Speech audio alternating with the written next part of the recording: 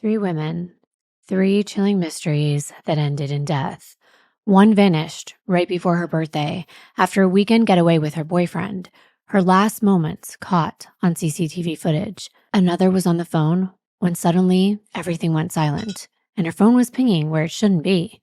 And one woman left behind a voicemail on her best friend's phone that would later reveal exactly what happened to her before she was found lifeless. From cryptic phone pings to eerie recordings to a TikTok psychic entering the investigation, these are real life stories where everyday moments become final ones.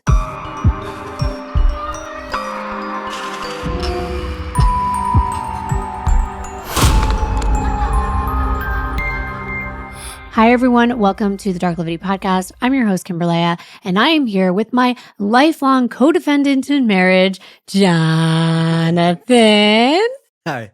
Darklivity is the dark downward slope into the degradation of the human mind and the consequences that such darkness brings to light. Today is another episode in our new real-time true crime. These are mini deep dives into three new cases that are in the media now or they're unfolding, and they're cases that you might not have heard of yet and maybe even want to keep following. And then there are some that have just gone to trial. So don't forget to subscribe, turn the notification bell on so you don't miss an update. Also, just an FYI, everything in this video is alleged if it is ongoing. And all the info is gathered online from various sources. So let's jump into the very first case, unless there's anything that you want to remind them of. We got some new merch. We do have new merch. I totally forgot. We can put a couple pictures up on the screen. I should be representing it today, but I'm a slacker right now. Also, Mazzy saying mama and dada, which is super cute. So maybe we'll insert that. But after that, let's get into the video. Say dada. Say mama. Mama.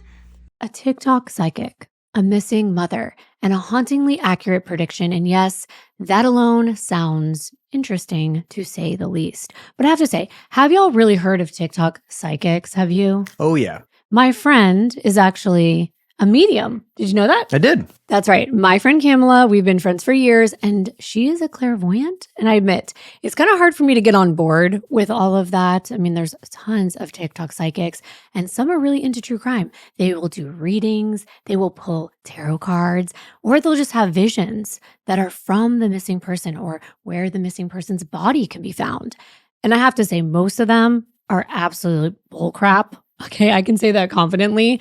But sometimes it's entertaining, and I hate to even say that, but for them to kind of talk about the case and people will follow along and it's this mystery. But maybe some of them do have a special calling. I have fun doing tarot card readings with you.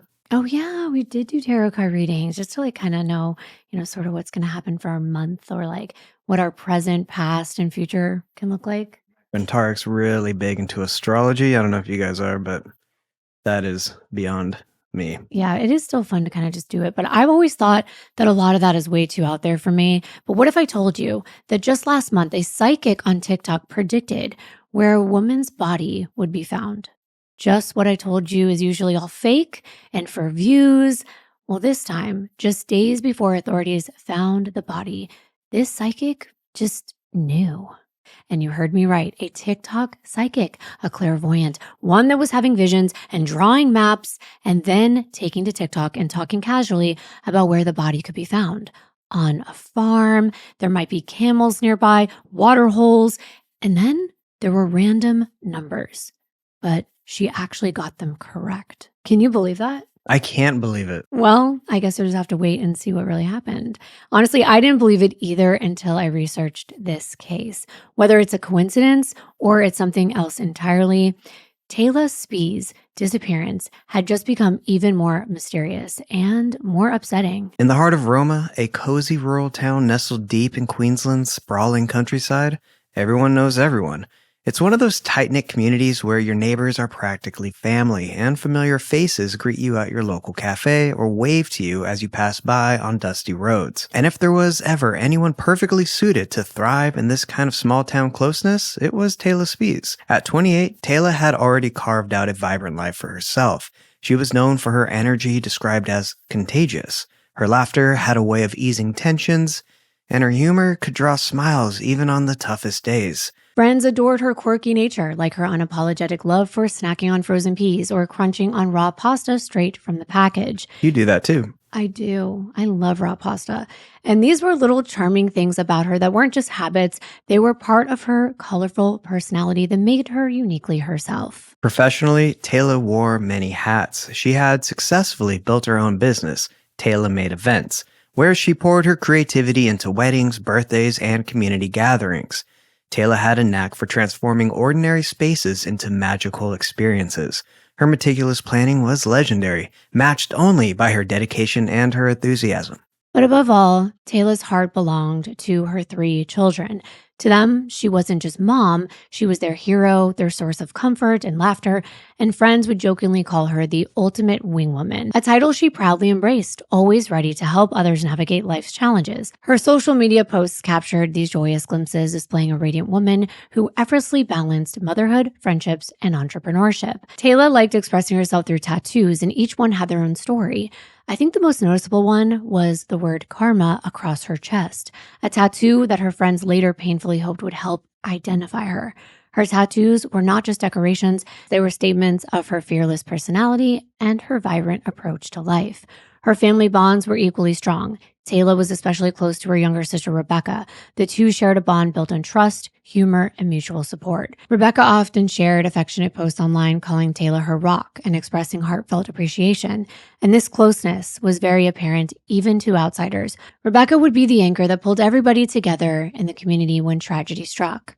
Life in Roma for Taylor seemed picturesque, but as any small town resident knows, idyllic settings can sometimes hide unsettling shadows. No one could have imagined the darkness that would soon engulf this bright, joyful woman and leave an entire community shaken. It was January 2025 when Taylor casually mentioned to her family a short weekend getaway business trip to Dalby, a town a few hours east. A town where she used to live. She wanted to go back to see friends and family and go grab some of her belongings that were still there from her previous residence. It was nothing out of the ordinary. It was a quick visit. Typical business errands, and she'd be back home before anyone even knew it. And she definitely planned to be back. No one could have foreseen how drastically that routine weekend would alter countless lives, plunging her family into uncertainty and igniting a mystery that would captivate not just Roma, but an entire nation. Little did anyone know Taylor Spies was about to vanish into thin air, but there would be cameras that spotted her before she completely disappeared, and we'll get there. But first, let's get up to speed about what happened. Imagine Taylor waking up in a cozy hotel room after a nice weekend away. Her bags are packed. She's ready for the familiar drive home. She starts her engine. She eases into the highway. It's comforting. It's routine. You know exactly what to expect when you're someone like her that's taken this drive many times. Taylor should have known exactly what to expect on February 2nd of 2025. Earlier that weekend, Taylor had checked into the Windsor Hotel in Dalby with her boyfriend. It was supposed to be just another weekend, mixing a bit of business for her event planning work with the comfort of spending quality time away with her man. Dalby was a straightforward trip from her hometown in Roma, roughly a 3-hour drive, give or take. Early Sunday morning, around 8:08 a.m., hotel security cameras actually captured Taylor casually loading a distinctive red and white spotted bag into her white 2017 Toyota Hilux. She wore a comfortable pink long-sleeve shirt, shorts, and flip-flop sandals with a small brown handbag slung over her shoulder. You can see her thigh tattoo peeking out. She looks comfortable, normal, on a mission to get home. And who would pack up a bunch of their old belongings that they left behind if they planned on disappearing? Well, if you were leaving town, sure, but this was different. However, at this point, everything seemed normal. She tossed the bag into the passenger side of her truck, climbed in, and drove off. But let's pause right here, because how many times have we all done this exact routine? Yeah, just casually going somewhere and getting some things maybe you left behind, like at her parents' house or something, because you're independent, and throwing it in your car, not really thinking anything of it. Right, we packed up our car after a short trip, casually waving to the hotel staff, we checked our phone, and then we drive home without a second thought. Nothing about Taylor's demeanor in that footage hinted at what would soon unfold. If you had watched that CCTV clip, you'd have thought that she was heading off to brunch, or maybe stopping by a grocery store on her way home, not disappearing into one of Australia's strangest mysteries. And another thing, her boyfriend either met up with her there, or drove separately, or maybe he already lived in town. It's not totally clear, but what we do know is that he was hanging out with her at the hotel, and then she ended up driving home alone while he left in a different car. Okay, here's one of my observations. It's not really a luxury hotel. And don't get me wrong, this is a business trip, maybe, with some added fun just to get her old stuff back in an old town she lived in. I get it. But it's more of what people call a motel than a hotel. It's very basic. So I don't know why that struck me as interesting, but we're all trying to budget right now, right? I mean, we almost always are, unless it's a special occasion. But I just wanted to point that out because it didn't seem like the type of place you'd be celebrating or splurging on. And that's why I just assumed maybe it was a meeting point for her and her boyfriend who apparently lived in that town. So forgive me for speculating, but I'm just kind of like wondering things like I'm sure all of you are when you see this. And when I see something, I observe it and I think about it. From what I read, Tyron Norford was the guy that she was seeing, and according to reports, they were not dating very long. But let's get back to the facts. As Taylor's vehicle eased onto the highway, security cameras spotted her on a route, capturing glimpses of her white Hilux, almost like breadcrumbs scattered along a quiet road. At 9:20 a.m., Taylor's truck was seen at a tiny rural gas station in a town called Condamine. It's basically a pit stop kind of place. Condamine's one of those blink and you'll miss it towns. Seriously, it's like a little tiny dot on a dusty road. Exactly. I looked at it on Google Maps and it was very tiny. It's just a few blocks of small homes in this town and maybe a couple businesses. It's very rural. But what makes this moment stand out is that this is one of the last confirmed sightings of Taylor alive. It's on the way to her home in Roma, and everything's still totally normal at this point. She's just stopping for gas like anyone else would. And that's exactly what she does. It's at the BP truck stop. We've got that footage, and just a heads up, if you're from the US, don't get thrown off. She's driving on the opposite side, so when she gets out, that is the driver's side. She just got her key in hand, purse over her shoulder, and her hair low in a bun, sunglasses sitting on top of her head, wearing that same pink shirt, jeans shorts, and brown sandals. She walks around to the pump and starts to place the hose into her gas tank, and then apparently goes in to pay for her gas, and then leaves. There's nothing out of the ordinary at all. I mean, you take a look and see if you notice anything. I didn't. She doesn't look distressed, and no one else is spotted. She seems calm, like she's just doing an ordinary routine. And again, if you were planning to, I don't know, go missing on your own type of thing, maybe you would get gas, but I'd also get gas to get back home, so keep that in mind. So before heading home, she actually drives to another little town called Surat. It's about 90 minutes southwest. She stops there to meet up with some friends for lunch, and the guy she's seeing shows up too. It's another super small town, but it's familiar territory for Taylor. It's like her old stomping grounds. It's about 50 miles south of her home in Roma. Then at precisely 11:10 a.m., a CCTV camera caught sight of Taylor's Hilux passing down the main street as she's leaving town. This footage, capturing a mundane moment, became the heart of the mystery. Because what happened next didn't make sense. Taylor's truck didn't continue northwest towards Roma, her home. Instead, it turned south onto the Carnarvon Highway, completely in the wrong direction. If she knew this area so well, why would she go the wrong way? So that was confusing. But of course, this was a question asked after she was reported missing. When they pulled up this footage, they noticed that she's turning the opposite way. As Sunday afternoon rolled into the evening, Taylor's family waited anxiously, initially thinking maybe she'd stopped for lunch, she got caught up in a conversation with a friend, or simply lost cell reception. It happens, especially in a rural Queensland area, right? But as the sun began to dip lower on the horizon, anxiety grew into a full-blown panic. Think about it for a moment. How often do we casually text loved ones when we're traveling? We're saying like, just stop to get some gas. I'll be home in a few hours. Or, hey, I'm running late. So Taylor's family had none of that reassurance. No text messages, no calls, no clues. Her boyfriend was also expecting her to be back home, and she wasn't returning any of his calls either. The very next morning, on Monday, February 3rd, with Taylor still silent and unreachable, her family did the only thing left to do. They reported her missing. And just like that, a totally normal drive turned into a full-blown mystery. What exactly happened to Taylor between Surat and Roma? I mean, how does someone just disappear like that in the middle of the day without a single trace? And the most unsettling part, was there someone else in the mix?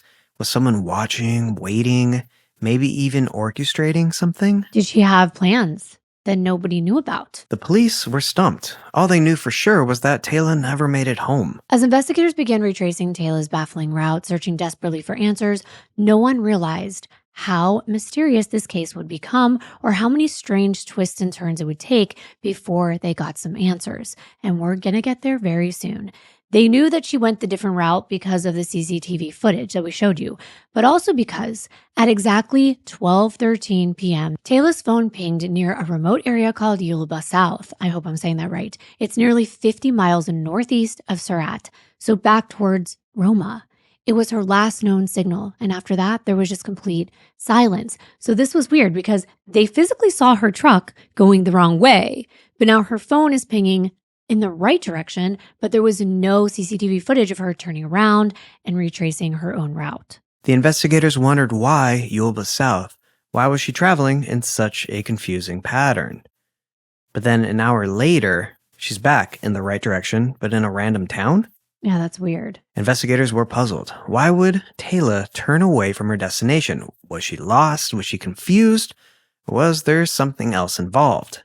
There's a big state forest in Yulba, but not much else. Right, but the fact that there was a forest there also made them concerned because they were thinking, was she having maybe like an emergency and she pulled over and then she got lost in the woods? Like there were so many different theories going on, especially when this got into the news. But Detective Chief Inspector Gary Watts later admitted how she came to be traveling north again, we don't know. And that simple admission was very unsettling. And when I was looking on the map, I noticed it was in the direction of home. All she really had to do was keep going down that same highway until she got to Origo Highway, and that would have taken her home in just under an hour. So how do you even begin searching when someone disappears into essentially thin air? Well, they've probably watched many missing persons documentaries or listened to a lot of true crime podcasts like this one. But have you ever really stopped to imagine what that's truly like? Because you have nothing to go on. It's not like when you find one clue and then you're like, okay, we're going to follow this. Every hour that passes that you don't have any clues, no word about where she could be, and every unanswered call and text goes by, it's torture, especially for her family. Like it's torture for investigators because their job is to figure it out, but her family's waiting. And those minutes, we don't feel them when we're doing these videos, No. but they're frantically trying to figure it out. They're calling friends, other family members, and her family was now into going on Monday morning, and the days are still going by without a single clue. Her 29th birthday was February 8th, just days after she went missing. She would never just leave, knowing that she wouldn't be celebrating with her family and friends and her children. So her disappearance immediately triggered alarm bells across rural Queensland. Local police launched one of the largest searches the region had ever seen. The potential search area was gigantic. It was 9,000 square kilometers. That's 3,500 square miles of sprawling, unforgiving terrain, deserted farmland, creeks, and thick brush. To put that into perspective, imagine trying to find one specific car hidden somewhere within an area bigger than most metropolitan cities. Recently, I saw a case that was just solved, and I think it might have been 2 decades, maybe 1 decade. This man never came home, and Google Maps, someone was looking on it, and they did see a car underneath the water. You showed me that. Yeah, in a retention pond. So it is like they couldn't find that in the area when they were there. Right. They didn't even think to look at it. So just an example of how hard it is to find just one single car in a very vast area. With no obvious starting point, the situation quickly felt hopeless. No more pings from her cell phone, her bank accounts, or debit cards. They weren't touched. There were no clues. Detective Inspector Gary Watts didn't hide how baffling the case was. We essentially have no starting point, he confessed to the reporters. It was brutally honest. Imagine being an investigator and admitting publicly that you're grasping at straws. Doesn't usually happen. And that's the case. A case that feels impossible to solve. And yet they pressed on. Queensland police mobilized teams from all over, including Western Downs regions. The state emergency services, local volunteers, and even complete strangers banded together to join the search. People combed through dense brush. They walked for miles along isolated tracks and peered into ditches, dams, and under bridges. But days passed, and then weeks without a trace. Taylor's birthday came and went, which was just heartbreaking for her loved ones. And by February 23rd, her family created the Facebook page Missing Person Taylor Spees and quickly began posting pictures and pleading for a safe return. Her distinctive white Hilux, complete with its black bull bar and wheels, should have stood out against the landscape, but somehow it was nowhere to be found. Investigators tried everything. They appealed to farmers, pleading for them to check sheds and abandoned tracks. Dashcam footage was requested from anyone who'd driven the same route on that Sunday morning. Helicopters buzzed overhead, scouring the vast terrain below, and yet still nothing. And now we're going into the end of February. So can you imagine her family? At this point, they feel desperate. And that kind of seeps into every thought and refuses to let go. And Taylor's younger sister, Rebecca, became the family's emotional spokesperson, bravely stepping out in front of the cameras to make a heartbreaking plea. She said, "Sissy, if you need a break, and you're not ready to come home yet, that's okay. But please, just let us know that you are okay." And her voice, it was just so emotional. It was like cracking under all of the uncertainty. And the pain of them not knowing was consuming all of them. So let's play this video for you so you can listen. I am the sister of Taylor Spees. On February 2nd this year, my sister Taylor Spees went missing from southwest Queensland. We know that the last confirmed sighting of Taylor's vehicle was in Surat at 11:10 a.m. on Sunday the 2nd. We have no knowledge if anybody has spoken to her since then, has seen her, and we have no knowledge if she is okay. The pain and enormity of her absence increases with each day that passes, and the worry is consuming us all. Taylor has blue eyes, a slim build, with brown hair that fades to dark blonde from the mid-lengths of her hair to the ends. She has the word karma tattooed across her chest, the words "You keep me wild" on the lower left arm, and a tattooed on an upper left thigh. My sister Taylor is funny, brave, thoughtful, and is always there for people when they need her. She loves her family wholeheartedly and never lets us forget it. On behalf of myself, my mum, and our families, I want to take this opportunity to thank everyone for all of their efforts, for sharing social media posts, Facebook posts, putting up posters, and actively searching on the ground. The amount of support we have received so far has been overwhelming, and we cannot begin to thank you all enough. Sissy, if you're watching this, I want you to know that you are so loved and cherished by so many people. I want you to know that I miss my big sister, and I love you. You're my protector and the one that keeps me young at heart. Mum wants you to know that if you need a break and you're not ready to come home yet, that's okay. But please just let her know that you are okay. Nana wants you to know that she loves you and your babies love you. And if you need a break, that's okay. We are asking anybody that may have any information about where my sister Taylor might be, please come forward and report it to the police. Even if it's not that important, it may help us find her. We just want to know that Taylor is okay, and we're asking the public to help us find her and to bring her home. Thank you. I can't imagine losing one of my sisters, not knowing where they are. And at this point, there was so much speculation. And you know that happens. You have, a pretty young woman and she goes missing and everyone has their own theory. And that's when I started looking on Reddit and places like that, even Facebook, the cyber sleuths. Now, they have helped solve cases before, don't get me wrong, but there's also a lot of hurtful rumors that started to swirl. Everything you can think of, I'm sure you can imagine, accusing her of nefarious behavior, substances, depression, that she had a psychotic break, all without ever knowing this poor girl, a mother whose children may one day read all of that online, and that's really sad. Trying to monitor those posts was a full-time job for her family, and they were grieving and they had to take that on. I feel like they call it like whack-a-mole because they'll write to someone and say like, take this down. This is not true. Because that's what was happening. They were accusing her. Right. As soon as one goes down, one comes back up. Exactly. It's just, that's heartbreaking. But at the same time, I understand that people are trying to help. So they're saying like, why didn't you look in this direction? Why didn't you go here? What about the boyfriend? Right. But there were a lot of other mean things just by appearance alone that people were saying. Tayla's mother and grandmother joined in the emotional pleas. In their messages, they made it clear there'd be no judgment if Tayla had run off willingly. Just let them know that she was safe. No anger, no blame, just desperate love. But deep down, everyone knew something was terribly wrong. They knew Tayla. They knew she would never willingly abandon her 3 young children.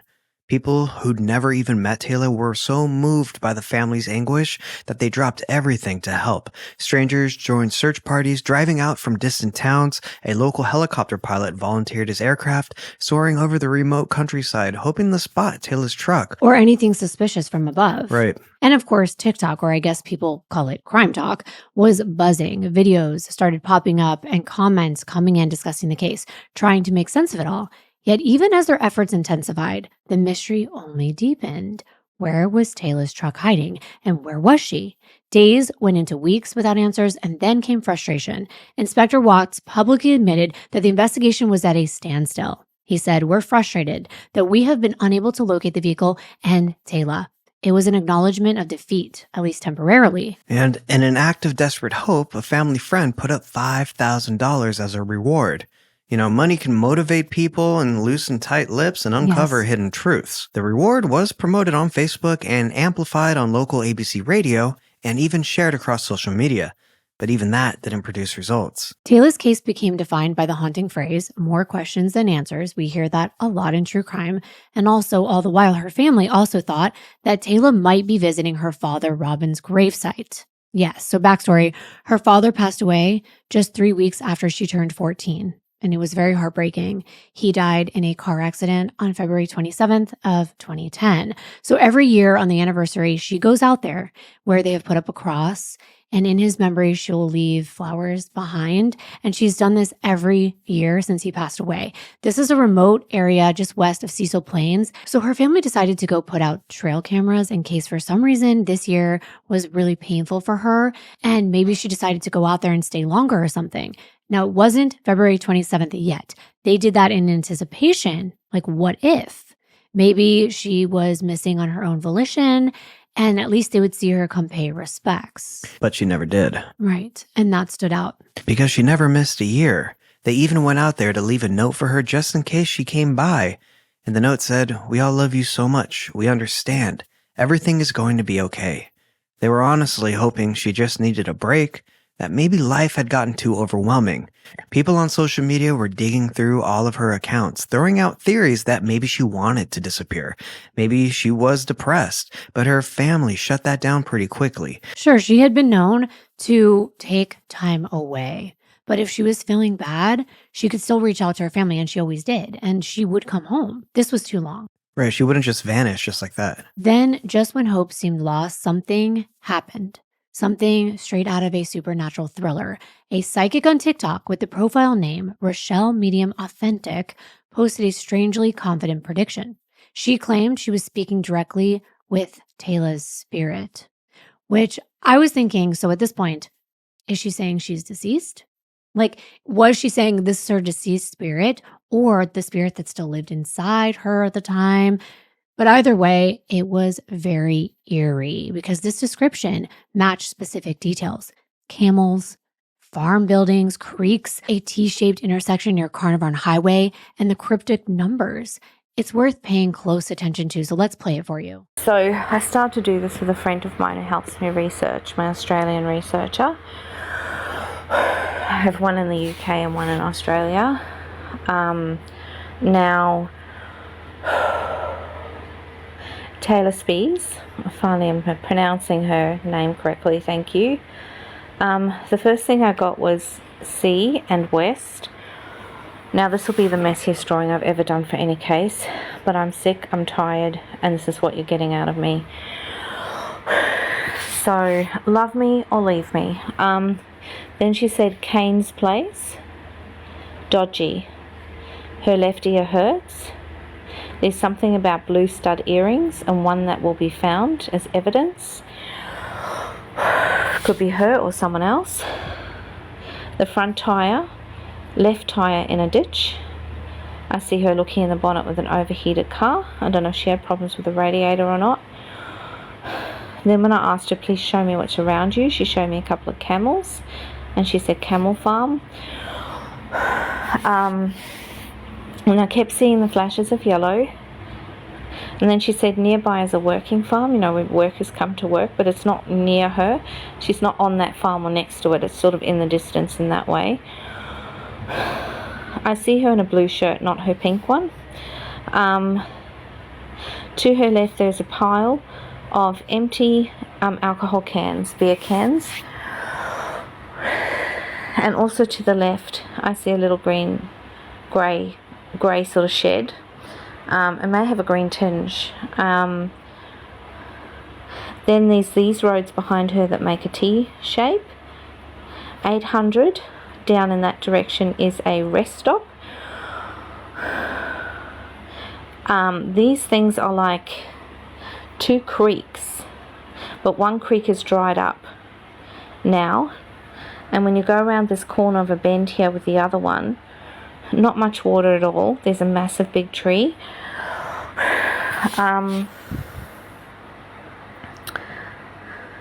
There's a yellow sign, that's what that is, behind her. On the road there's a WQ reference to this road in this T intersection. Down the road there is 3 round yards that are white fenced. I heard the words Steins and mortar, maybe in relation to that. Ballaroo. Down here in this direction is a highway, which I think is the Carnarvon Highway.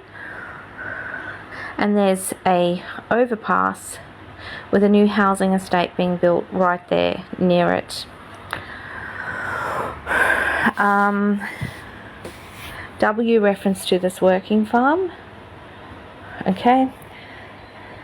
I asked her, so what do we need to look for to find you, to see you? And she said peacock. And I saw a big peacock statue or ornament next to the right of a shed. I then also saw her looking out of a white lined window from a shed. But it's cold and she's hugging herself and there's a dripping water noise. Now, she said cattle quite a lot. She said okie dokies, cool bananas, I'm parched. There's something about a dog reference, but it's significant to this road or something that's happened along this road. This is her. She's 72 from whatever this location is. Whether it's Surat, I don't know. And she's 83 maybe from where she was trying to go, I don't know, but that's sort of a distance. She mentioned Kangaroo and Emu Creek.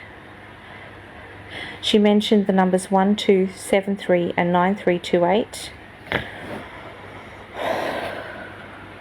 Now, in this direction from her, where she was next to the cans, where it was hot and the sun was shining on her face, so she could be showing me a memory or part of the journey, there's a water hole, 43. So that's either distance or, you know, the angle, the water hole from her. Now, in relation, I think, to the creeks and where the cans were, there's a WG reference, and she says West Gate to me. So that's pretty much what I've got so far. And now I'm completely out of energy, guys. And of course, this video was initially dismissed by skeptics. And I'm over here thinking, why? You have no other leads. You're spending resources flying over landscapes, sending men out to search, you know? When I was in law school, that was the first time I actually found out that they do use psychics in investigations. And, you know, for different reasons, they will turn to psychics. So I guess there is some truth to it in some ways. And there have been cases where they've predicted things. You guys ever watch a show called Medium? Yeah.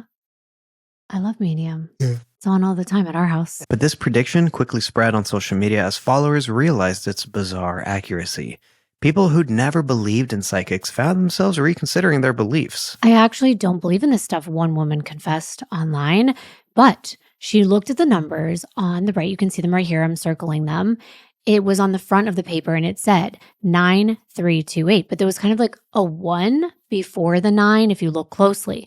And one person that was commenting wrote, look, there's actually a 19328 Cameron Highway right there. They meant on Google Maps. So I guess anyone could have just jumped on Google Maps and zoomed into a rural looking area and just went to the exact location. And there's watering hole to the left. I looked, a T-shaped road.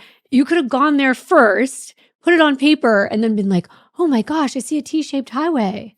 If I was a psychic and I had all of the details that the cops were giving me, I could go on Google Maps and look at that, saying it's coming to me. Exactly, that's what I'm saying. And I noticed even a creek that was dried up. So was this person really psychic, or were they just using Google Maps?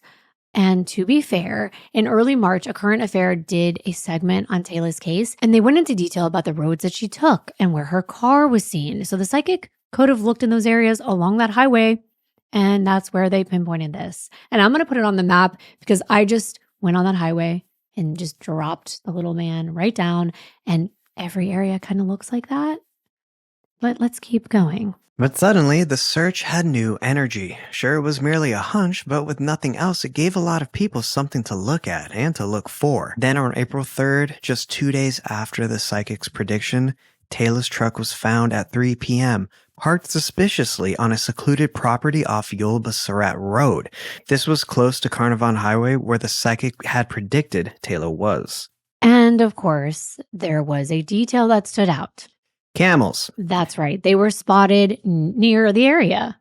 But wouldn't they know that camels would be in that area? Even skeptics felt there was something to it. I mean, the truck was found just 3 miles from where the psychic's number pointed, but the psychic never mentioned a road. No, she just gave descriptions of the location. That's right. And when they actually found the truck, it really did seem to match up. It was concerning. It definitely reignited a lot of questions about Taylor's disappearance. Had someone hidden her vehicle only to move it later?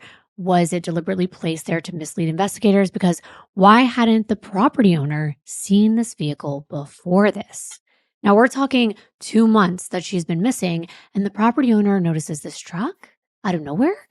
He didn't see it before. He told the police that he didn't think it had been there any longer than 12 days. Maybe he'd been out there 12 days earlier. It's super remote, and it's probably not an area he checks daily. It is part of his land, but it's huge. Yeah, we're going to show it on the screen so that you know what this looks like. There's a lot of roads you can take into his land. So I'm guessing he doesn't look at every nook and cranny. The truck was about 1.5 miles off the main road, way into his property, just sitting out there in the middle of nowhere. We've got that picture, and there's no road leading to it. It had clearly gone off-road. It's surrounded by trees, branches, and brush everywhere. And there it is. So now the question is, has someone been holding onto it for almost a month and then dumped it there? That's what it seemed like. It really did. It seemed like someone was keeping track of everything that was going on and moved it there because maybe they felt like people were onto something. But there were also people online going, the psychic moved it. And I'm like, oh, but when you read the comments, you get in the weeds of the comments. Oh, You're yeah. just like, wow. When investigators examined the truck, the mystery deepened even more. The vehicle was locked with Taylor's personal belongings inside, including the pink shirt that she was wearing that Sunday, carefully arranged, organized, not thrown around, not like there had been a struggle inside or anything. There was no obvious signs of foul play, no panicked chaos you would expect from a violent encounter. So investigators went out to comb the entire property for clues.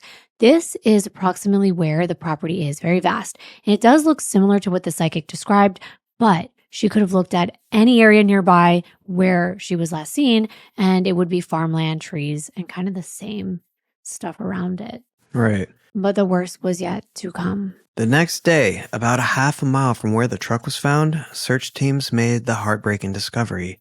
Human remains, hidden in plain sight, tragically overlooked for 2 long months, unless maybe they'd been placed there recently. But everyone instantly feared the worst. I mean, it added up. The truck, the remains, characteristics, and sadly, police quickly confirmed those fears. The body belonged to Taylor Spies. Right. They were not sure if it was her, but then they knew the hair color, like all of her characteristics matched. And people were getting mad. They were like, why mention a body and get the family upset if you don't know? But the truck was right there. So they weren't really trying to be heartless. They were trying to tell them, like, this might be her, like, brace yourself. This discovery ended 2 months of agonizing uncertainty. But as devastating as it was, Taylor's family finally had an answer, though it raised even more painful questions. What happened in those lost hours on February 2nd? Why was her vehicle hidden and then later found, intact, locked, and carefully arranged? That's really scary. And also the psychic on TikTok, who did kind of predict where in the vicinity it would be found, or at least give investigators a place to pinpoint. But either way, the property owner was the one responsible for calling in that tip. But maybe it prompted him to search the property. Who knows? But nothing about Taylor's disappearance made sense anymore. The only certainty left was a family's profound grief and a deepening mystery that investigators now desperately had to unravel. Her family made a post confirming the loss and asking for time to grieve and process the news. The first thing I thought of were her children. I think that's really sad. And for her family, because it's devastating. They were really hoping, and 63 days went by where they were praying and searching, and then their worst fears came true. Rebecca, her sister, went on Facebook with a very heartbreaking message. She said, "It's with a very heavy heart that we announce the devastating loss of our beautiful Taylor. Fly high and rest easy now, our beautiful girl."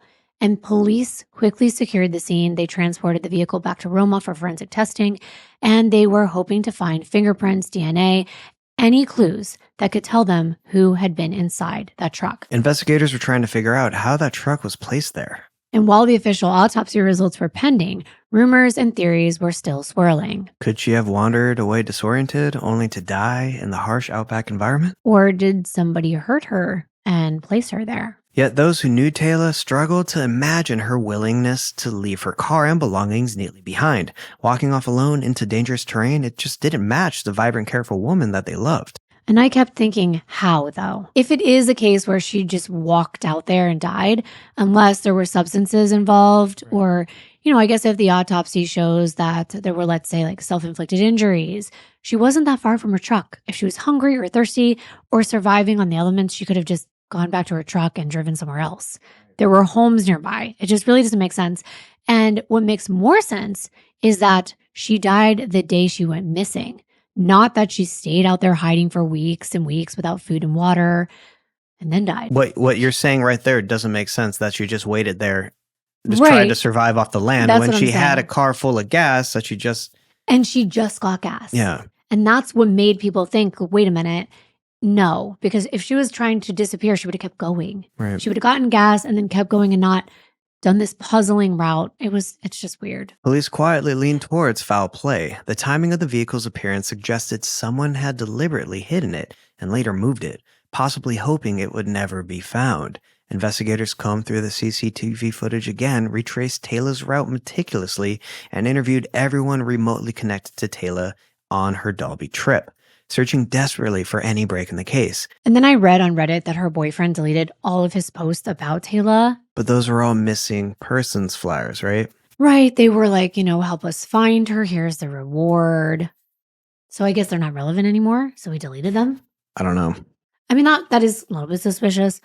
But what investigators did know for certain was whoever left the vehicle behind knew this area because it was perfectly placed. Just hidden enough that it wouldn't immediately be visible, but it could be found.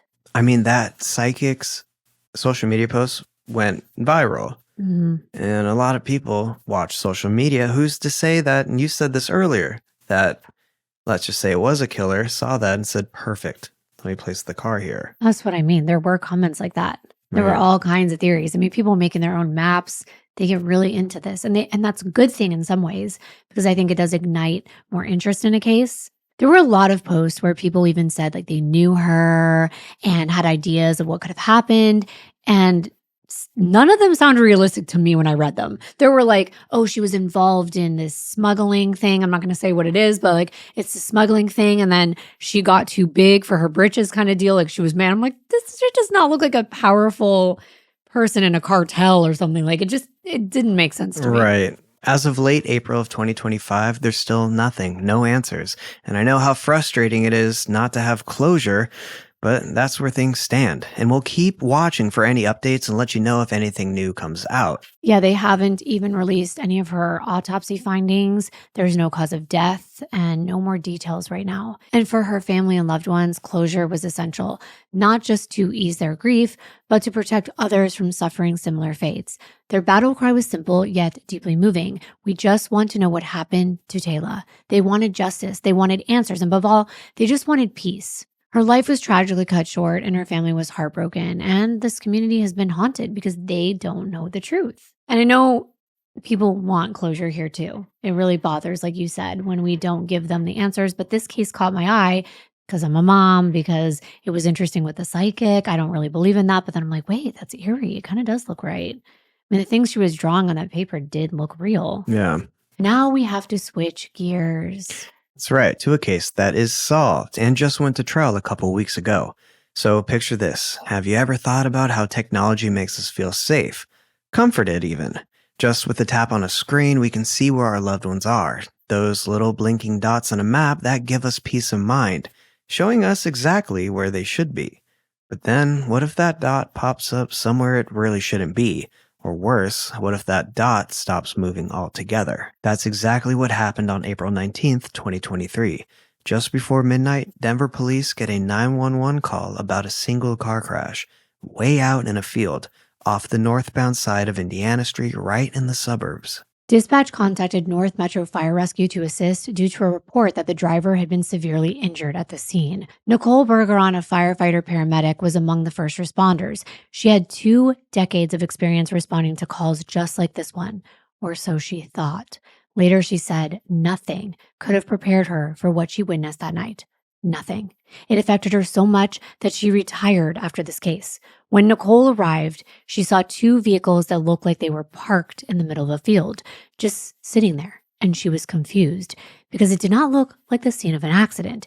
It looked very surreal, almost like it was staged. So right away, this was not an ordinary call. As she got closer, she started to hear faint cries coming from where a yellow Chevy Spark was sitting, and she realized there was a girl outside the vehicle sobbing, and another female inside the driver's seat of that car with her head hung over the steering wheel in a very unnatural manner. Blood was everywhere, like it had sprayed from a wound, but the scene didn't make sense.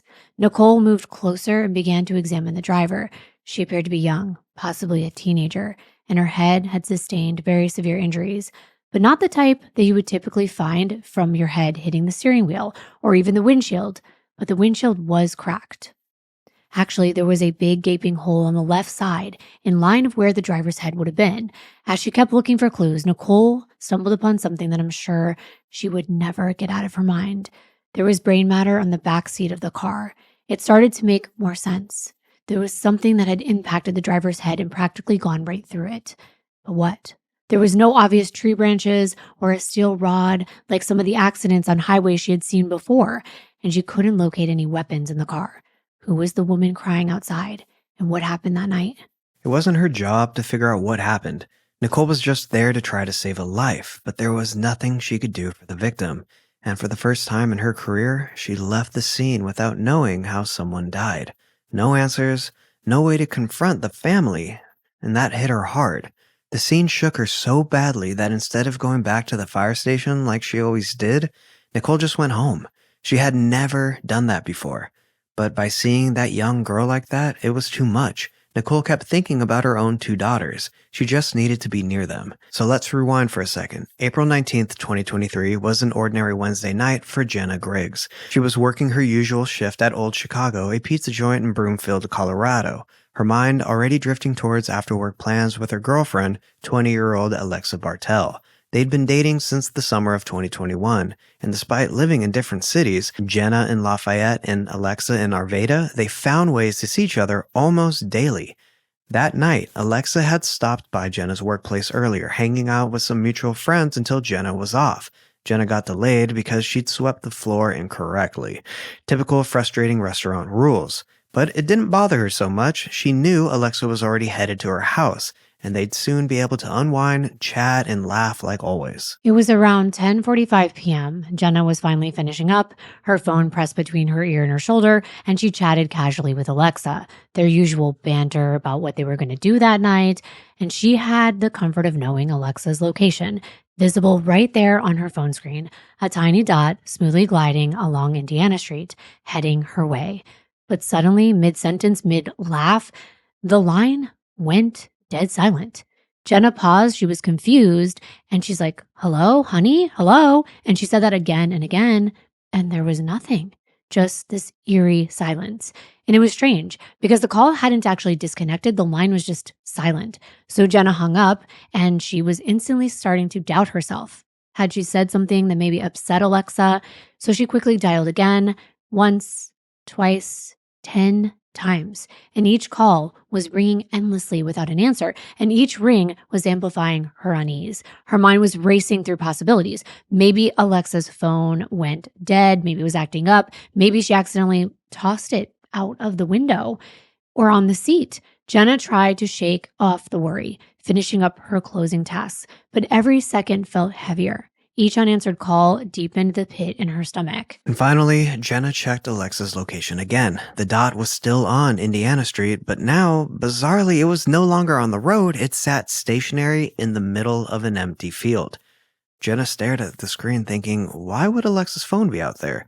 Did she throw her phone out the window like Kimber said, because of something that Jenna said? But then what would have made her so angry? That was the only explanation that made sense. And I think we all run through those in our head, trying to think like, okay, did something make her that mad? Right. Jenna dialed Alexa's mom, Kelly Bartell, and Jenna asked Kelly if she'd heard from Alexa. Jenna explained what had happened that night and that her phone's pinging in a field and that she wasn't picking up. So Kelly was feeling immediately worried, quickly opening up her phone to track Alexa's location, and neither of them could explain it. It was entirely unlike Alexa to be unreachable like that. Kelly told Jenna to head out there immediately. Her voice was shaking as she was getting dressed, rushing to her own car. For 15 long, anxious minutes, Jenna drove Kelly on speaker, both hoping they'd laugh about this later. Just a weird glitch or an innocent misunderstanding. But as Jenna arrived near the indicated location, she saw no car on the side of the road and no sign of Alexa at all. And then suddenly she said, oh my God, Kelly, I see her car. It's out in the field. And Jenna guided her car through a broken fence, following the tire tracks from Alexa's car that they'd left behind. The headlights illuminated a horrifying scene.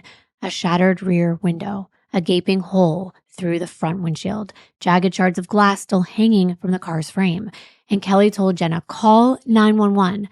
Jenna hung up, and Kelly started calling Alexa again and again, and still there was no answer. Kelly even called 911 herself as she drove to where her daughter's phone was pinging. Jenna was already talking to a dispatcher, describing the scene, and she said she was getting out of her car and walking towards Alexa's battered yellow Chevy Spark. Inside, the sight made her stomach drop. Blood was everywhere. Alexa's body slumped over, head resting limply against the steering wheel. And Jenna's world collapsed in that moment. Help was already on the way, and meanwhile, Kelly raced towards the field. Her anxiety was skyrocketing as she saw the flashing lights in the distance, red, blue, and white, illuminating the darkness. And she ran towards the scene, shouting to anyone who would listen, I'm Alexa's mom. Where is she? But the responders blocked her path, quietly but firmly keeping her away. Their faces were grim, frantic, and desperate. Kelly dashed to an ambulance nearby, praying that Alexa was inside. But she wasn't. Then she saw Jenna and Alexa's car, and she ran towards them. When she got close, a firefighter blocked Kelly's way, saying, you can't go see her. Kelly felt an overwhelming sense of helplessness, standing there in the cruel silence of uncertainty, until finally it clicked. Kelly fell to the ground and she screamed. She just knew Alexa was dead. As a mom, you have read this many times, and I have too, like, not even just moms. Parents know. Like, they just have this weird feeling. You showed me that video, that death notification about Dominic? Yeah, Dominic Russo. Yeah, He died in a car accident. and the mother. Yeah. It was so sad. I couldn't get my eyes off it because I was like, this is what it is really like. Because we always talk about them in videos, but I don't know if everyone's seen someone being notified and how they react, but I'm going to keep that because I think in any other videos where we're questioning someone's reaction, that's a reaction. It was so raw and just, your loved one. And his mom just knew who did it already. Exactly. She knew. She was like, "What did she do?" It was scary. So now that you know what went on in the scene, let me tell you about Alexa Bartel. She was born and raised in the cozy suburbs of Arvada, Colorado. Alexa had always been the heartbeat of her circle of friends, someone who brought joy everywhere and comfort and laughter wherever she went. If you asked her friends and family about Alexa, they would tell you she was pure sunshine. She was kind, funny, vibrant, and always full of life. They described her as someone who genuinely cared about others, the kind of girl who would drop everything if someone needed her.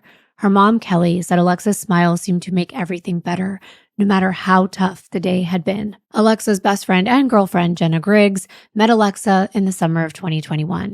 It was one of those friendships that just clicked instantly, quickly evolving into a relationship filled with laughter and deep conversations. They always found a way to see each other and talk and simply enjoy each other's company. At just 20 years old, Alexa was already building an impressive life. She was the youngest employee at Commercial Flooring Services, a local company where her coworkers admired her maturity and work ethic. Though she was young, Alexa made an impact in ways people twice her age hadn't. Her boss even described her as their youngest, brightest employee. A person who always arrived ready to work with a smile on her face. Outside of work, Alexa was a cherished daughter and friend. Her bond with her mother, Kelly, was especially strong, built on mutual trust, support, and friendship. Alexa and Kelly had one of those mother-daughter relationships everyone admired.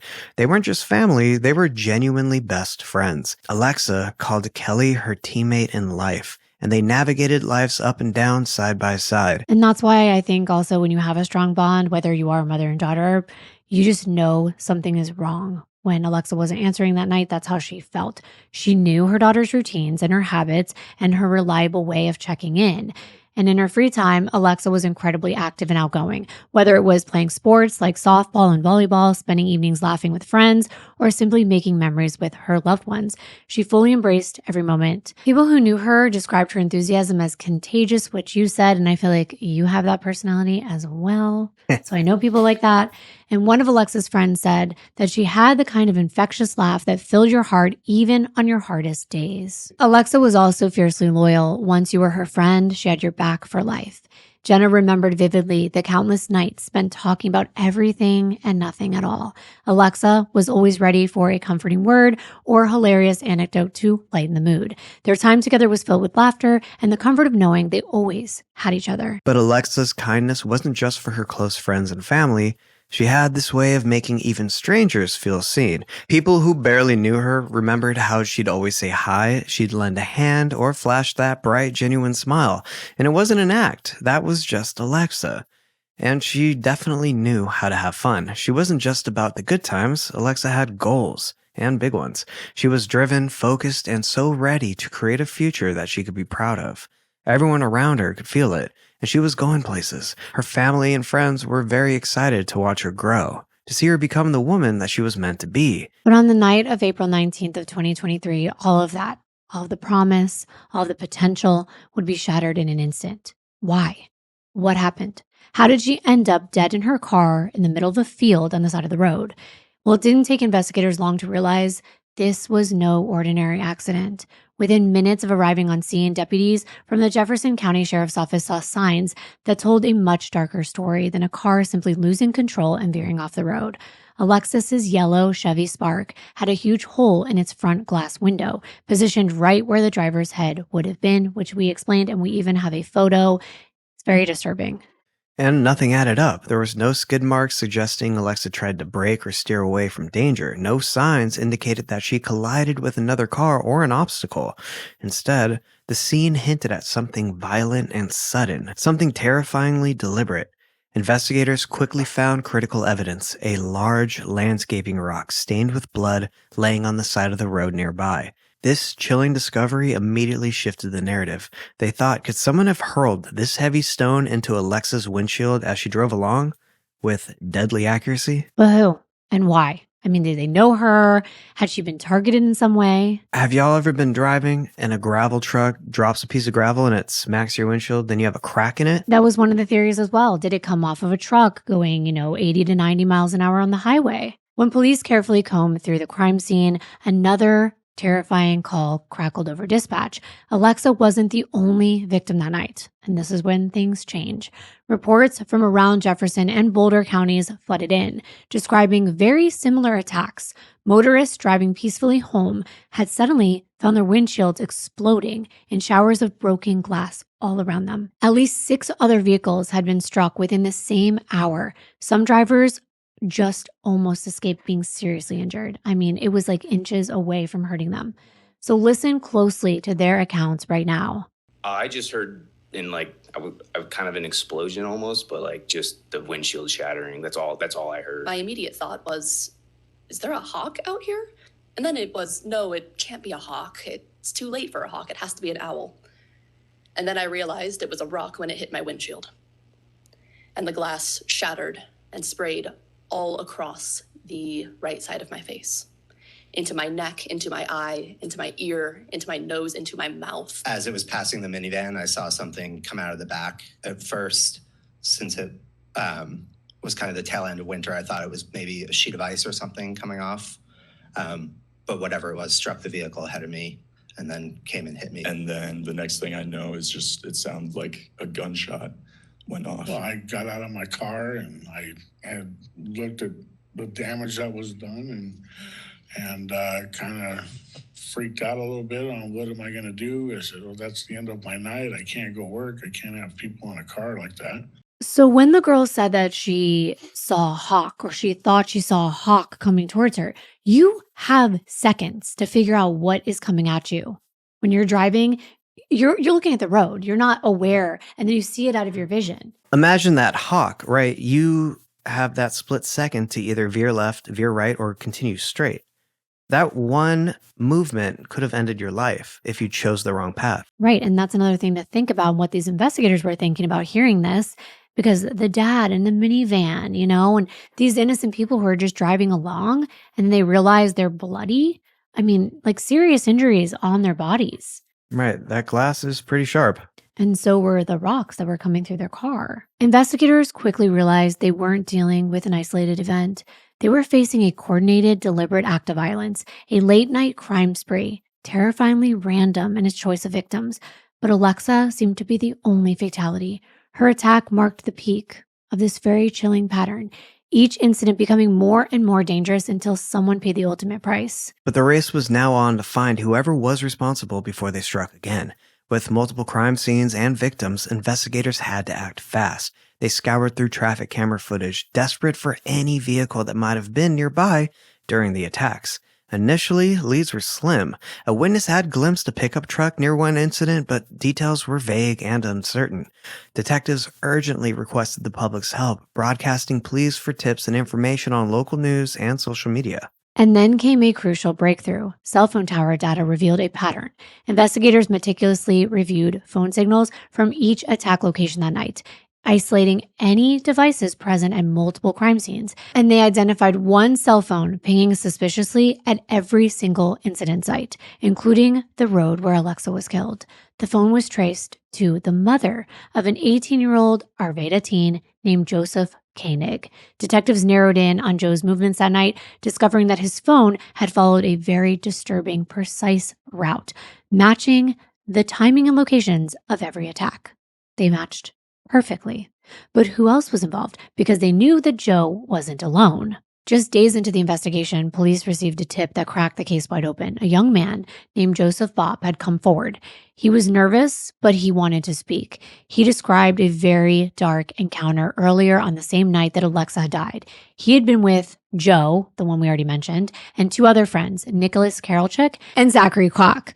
When they stopped at a Walmart, they were in the parking lot, and he saw them picking up landscaping rocks and putting them in the bed of Joe's truck. It was a Chevy Silverado, and boasting about the damage that they could cause by throwing the rocks at cars. Joseph Bopp sensed something terrible was about to happen and demanded they take him home. They dropped him off, but not before Joe declared that they would take as many rocks as they could carry. Police quickly tracked down the black Silverado parked in Nicholas's driveway. Surveillance footage from nearby traffic cameras matched the vehicle's description from several crime scenes perfectly. A black Chevy Silverado speeding through the night, present at every attack. Investigators seized the truck for forensic testing, hoping to find physical proof linking these teens to the rampage. Armed with solid leads, police rapidly zeroed in on 3 suspects. Late on April 25th into the early morning hours of April 26th, law enforcement moved fast to apprehend Joe, Nick, and Zach at their homes. Each arrest was conducted quietly and carefully, but without incident. Each 18-year-old now facing a murder charge and held without bail. I know some may be thinking, murder? Yes, murder. They intended to throw these rocks, and they should have known with a reasonable degree of certainty it could cause death or severe bodily injury, and that formed the intent to kill. One major question remained, though. Who exactly threw the fatal rock? And as detectives began questioning these 3 teenagers separately, cracks quickly appeared in their stories because each teen started blaming the other. And this happens with teenagers. I mean, it does with adults too, but especially with teens, they play the blame game, and they knew they were in big trouble. I don't think they realized in the beginning that they were going to be as in trouble as they were. Each teen started to blame one another, and they were desperate to escape responsibility for Alexa's death. Nick admitted they all threw rocks, trying to minimize his role, of course.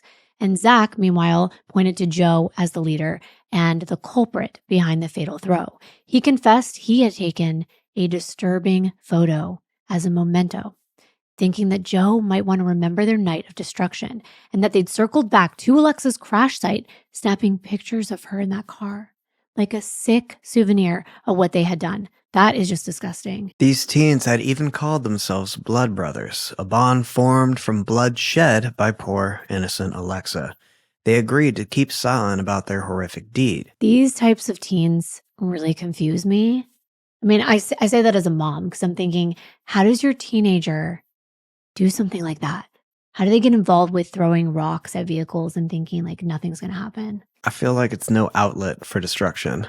Like, I have drums. I could beat the hell out of my drums. You know what I mean? Or you mean they're doing it because they're just frustrated? They have like angst. Yeah. Well, let's continue and we'll find out. Even police were stunned by the cold, callous nature of their confessions. They were high school seniors, seemingly ordinary kids. But beneath the surface lurked something frighteningly indifferent to human life. As investigators pieced together the night's chaos, it became clear that what began as a senseless thrill had spiraled into a deliberate, cruel act, leaving Alexa's family shattered. Within hours of their arrest, detectives got the boys to talk in detail. Nick was visibly shaken, but he started to describe with eerie detail how they laughed each time a windshield shattered. They were thrilled by the chaos they were creating. And then his voice quieted and he hesitated. But then he said, when we hit that yellow car, Joe slowed down immediately. He said, we got to go back and see that, because he wanted to look at what they had done. So he didn't even go back to help the person. He went back because he wanted to see what he did. Right. And they knew at that moment that they somehow destroyed the car or the driver to make the car stop driving. It went off the road. Yeah. Like they looked in their rearview mirror or however they looked at it and said, oh my gosh, we have to go back. So according to Nick, Joe turned the truck around, circling back past Alexa's crashed Chevy Spark. And as they passed, Joe's reaction even chilled his accomplices. Nick said he was excited. We all knew it was bad, but Joe just had to see it. And Nick also admitted that he felt a hint of guilt, but he didn't speak up. They just drove on, leaving Alexa behind. Down the hall, Zach initially refused to cooperate. Confronted with Nick's statement, Zach's composure broke, and he confessed his role. But he insisted that Joe threw the fatal rock. He vividly recalled the sound. It was like this loud, sickening thud. The whole windshield exploded. When pressed on why he took the photo, Zach's answer was hauntingly indifferent. I just figured Joe or Nick would want it later, he said. Zach also dropped a really disturbing detail. The 3 teens knew they might have killed someone, and that's why they made a blood brothers pact. It wasn't just about sharing blood, it was the death that sealed the bond between them. Joe, the one both boys pointed the finger at, refused to say anything. As detectives confronted him with his friend's statements, he sat mostly silent and sometimes even smirking, just dismissing the whole thing that was going on around him. showing little emotion or no remorse. So here he was, the person that they were saying was leading the spree, and he showed no signs of regret for the destruction and the pain that he'd caused. Investigators left the room, and they were just kind of shocked by their indifference because they said things so nonchalantly. Almost proud. Yeah, even when they were with the investigators. And then police reconstructed the horrific events of April 19th. At 9:50 p.m., the teens were loading rocks into the Silverado at Walmart. From 10:04 to 10:40 p.m., multiple vehicles across Jefferson and Boulder counties are struck by flying rocks, causing injuries and pain. And at 10:45 p.m., Alexa Bartel's Chevy Spark is fatally struck on Indiana Street, ending the spree with her tragic death. Every detail lined up with the cell data, witness statements, and physical evidence from the scenes. Forensics confirmed the rock thrown in Alexa's car had likely been thrown by Joe, shot put style, from the driver's side, precisely matching Joe's known left-handedness, further confirming that he was the person that threw it. Detectives uncovered a digital trail. It turns out Joe and Nick had been throwing stuff at cars long before April 19th. Text, social media posts, even photos showed that this wasn't some random one-time thing. It was part of a twisted game that they'd been playing for months. And did you and he, Mr. Koenig, do this even before you knew Zachary Kwok? Yes, we did. Prosecutors were ready. They built a solid case, planning to argue that all three teens acted with extreme indifference, which in Colorado is enough to charge them with first-degree murder. And it didn't matter who actually threw the rock. By law, all three could be looking at life in prison. By the end of 2023, Zach became the first to take a plea deal, agreeing to plead guilty to reduced charges in exchange for his testimony against his friends. Accepting responsibility for his role in the night's horrors, the plea allowed him to avoid a murder conviction, setting his potential sentence between 20 and 32 years in prison.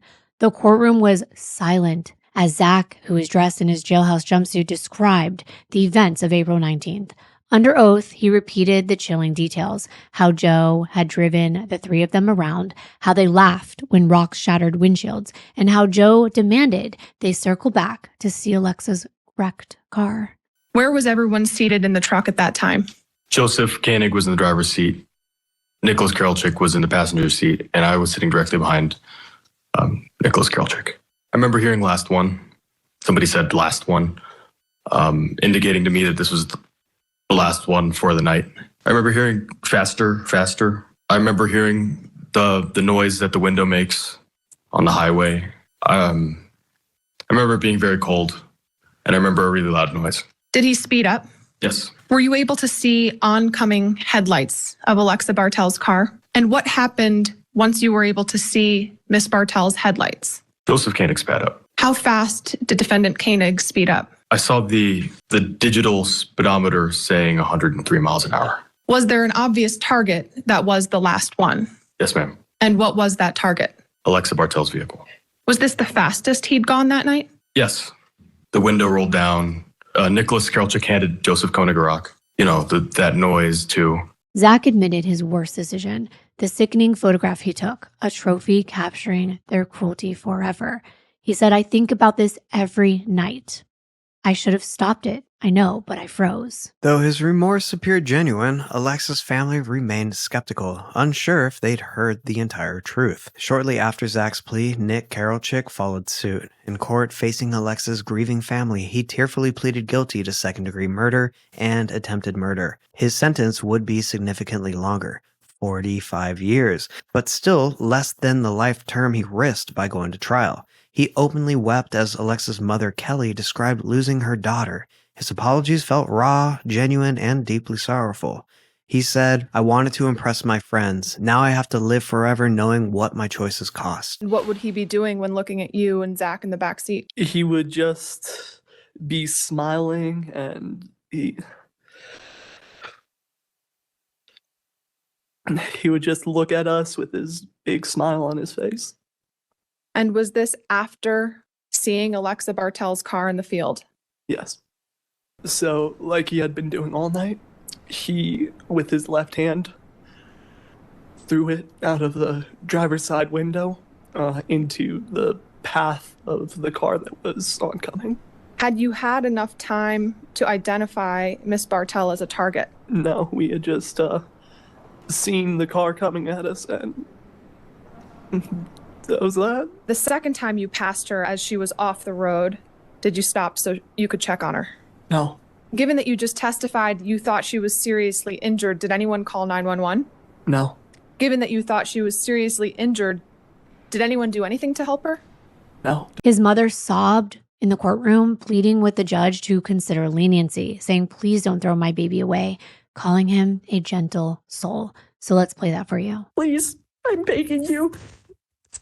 Don't throw my baby away. If you send him to DOC, it's another tragedy waiting to happen. It's hard because I know as a parent, you might be thinking, okay, his worst decision was he was with bad friends, but he was also throwing rocks. He was throwing rocks too. I know.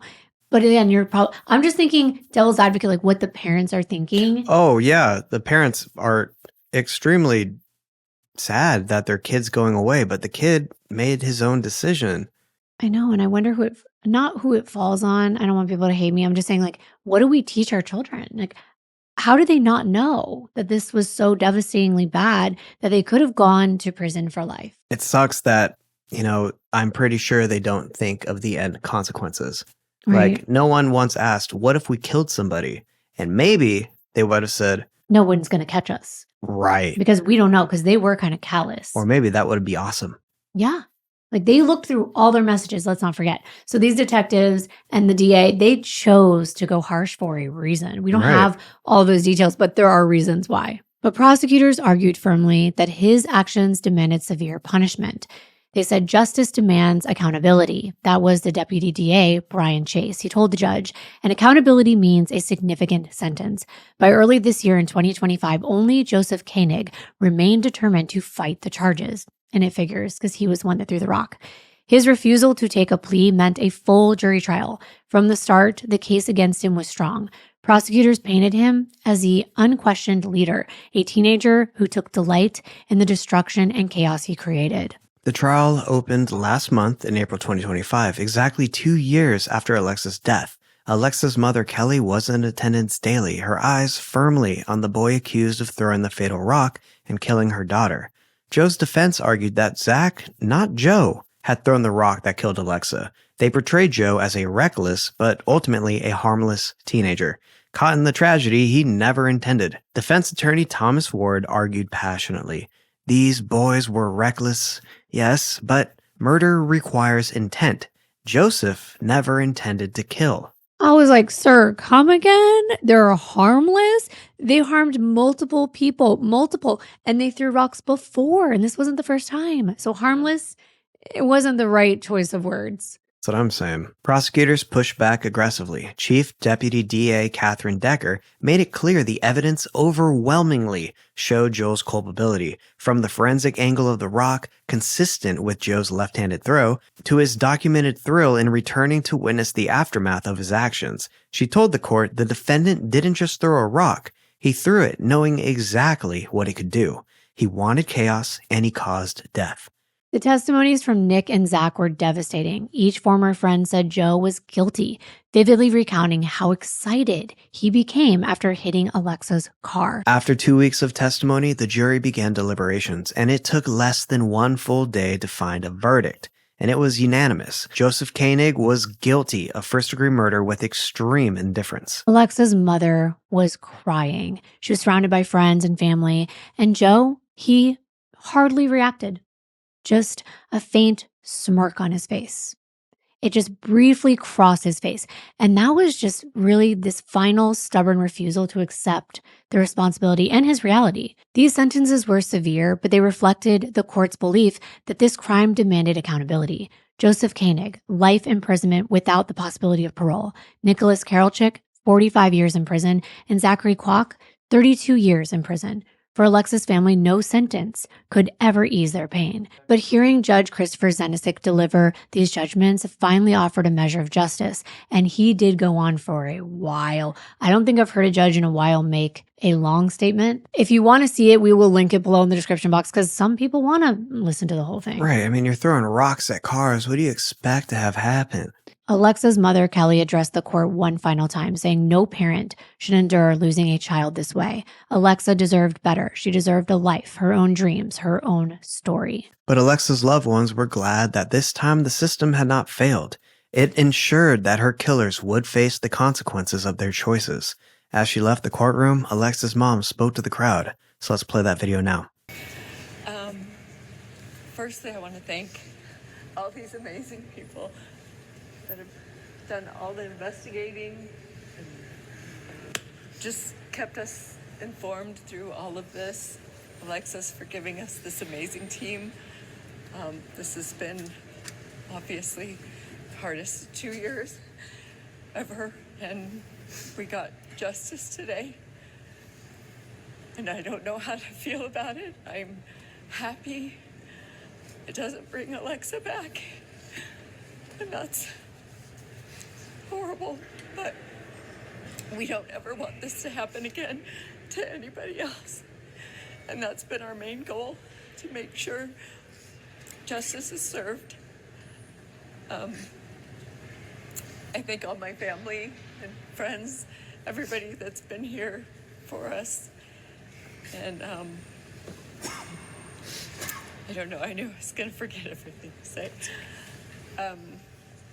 I just appreciate how respectful you all have been, and